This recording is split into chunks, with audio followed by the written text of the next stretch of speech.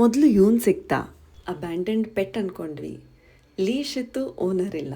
ಯಾರನ್ನು ಕೇಳಿದ್ರು ನಮ್ದಲ್ಲ ಅಂತ ಹೇಳಿದ್ಮೇಲೆ ಕಜಾಕಿ ಅಂತ ನಾಮಕರಣ ಮಾಡಿಬಿಟ್ವಿ. ಹೆಂಗಾರು ಮಾಡಿ ಕರ್ಕೊಂಡು ಹೋಗ್ಬಿಡೋಣವ ಅಂತಲೂ ಕಾಂಟೆಂಪ್ಲೇಟ್ ಮಾಡ್ತಾ ಇದ್ವಿ. ಅಷ್ಟರಲ್ಲಿ ಸಿಕ್ಬಿಟ್ರು ಇದರ ಓನರ್, ಈ ಚೈನೀಸ್ ಕಪಲ್.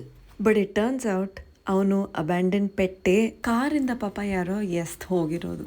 2 ವರ್ಷ ಚೈನಾ ಟು ಯುರೋಪ್ ಪಾದಯಾತ್ರೆ, ಬಟ್ ವಿತ್ ಶೂಸ್. ಅಂದರೆ ಟ್ರೆಕ್ಕಿಂಗ್ ವಿತ್ ಟೆಂಟ್, ಬಟ್ಟೆ ಎಲ್ಲ.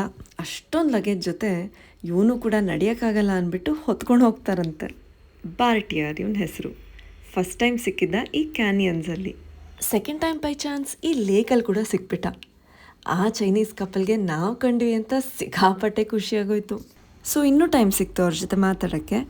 ಅವ್ರ ಟ್ರೆಕ್ಕಿಂಗ್, ಈ ನಾಯಿ, ಅವರ ಟ್ರ್ಯಾಶ್ ಬಗ್ಗೆ ಎಲ್ಲ ಕೇಳಿದೆ. ಈ ದೇಶದಲ್ಲಿರೋ 2 ತಿಂಗಳು ಇದನ್ನು ಚೆನ್ನಾಗಿ ನೋಡಿಕೊಂಡು ಲಾಸ್ಟಲ್ಲಿ ವೀಸಾ ಪ್ರಾಬ್ಲಮಿಂದ ಯಾವ್ದಾದ್ರು ಶೆಲ್ಟರಲ್ಲಿ ಬಿಟ್ಬಿಟ್ಟು ಹೋಗ್ತಾರಂತೆ. ರೋಡ್ಗೆ ಒಂದು 10-20 ನಾಯಿಗಳಿದೆ ಅಂದರೆ ಅಷ್ಟೇ ಮನೆಗಳೂ ಇದೆ. ಒಬ್ಬೊಬ್ಬರು adapt ಮಾಡ್ಕೊಂಡ್ಬಿಟ್ರೆ ಹಿಂಗೇನೆ.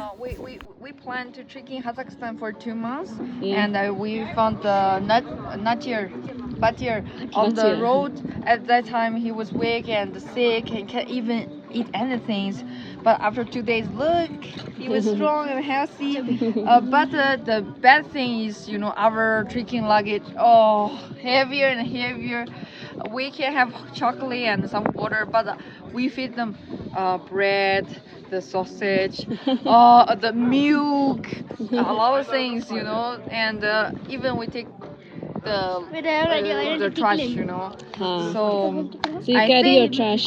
Yeah, I think the most important, not how far you go, it's how you protect the environment and how you love the puppies.